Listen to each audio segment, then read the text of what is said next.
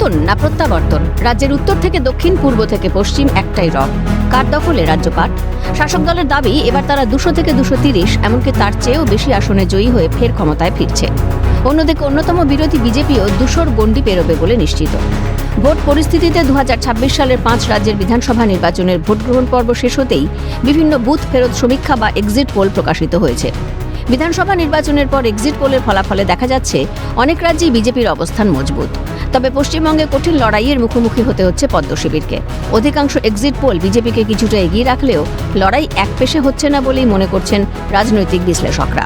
তাই অঙ্ক খুব কঠিনের মতো লড়াইও কঠিন। এই আবহে নিজেদের সমীক্ষাতেই 78-এ আটকে গেছে একটি রাজনৈতিক দল। ভোট গণনার আগে নাম না করে বিজেপিকে খোঁচা কুণাল ঘোষের।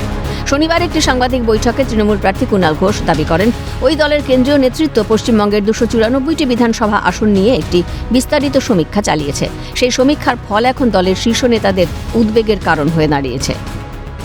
আমি বিষয়টা কোনো নাম বলবো না, আপনাদের দেখাচ্ছি।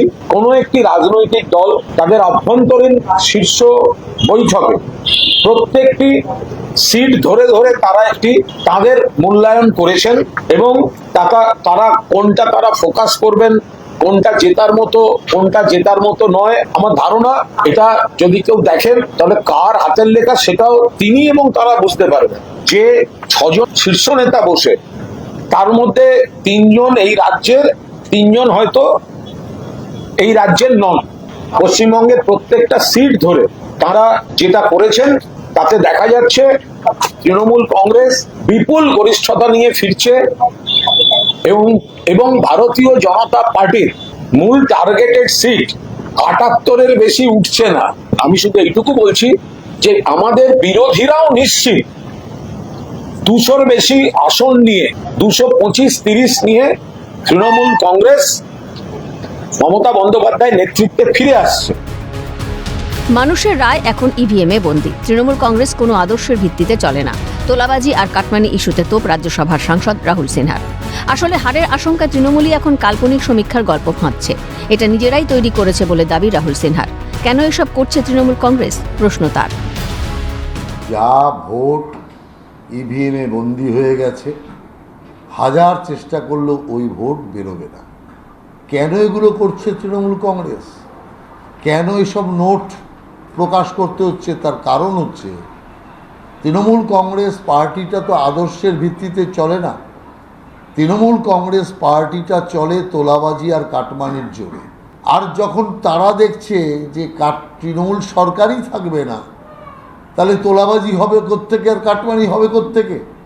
যে কারণে কার্যকর্তারা কাউন্টিং থেকে মুখ ঘুরিয়ে নিয়েছে। তৃণমূলের কার্যকর্তারা আর কাউন্টিংয়ে যেতে চাইছে না। তৃণমূলের কার্যকর্তারা কাউন্টিং হলের বাইরে যে ভিড় জমাতো, গুন্ডামি করত, সেখানেও যেতে চাইছে না। যে কারণে এখন বারবার মুখ্যমন্ত্রী থেকে শুরু করে তৃণমূলের সব নেতাকে এটা বোঝাতে হচ্ছে যে আমরা জিতছি, বিজেপি হারছে। তার পরিপ্রেক্ষিতে এই সমস্ত দলিল এসছে।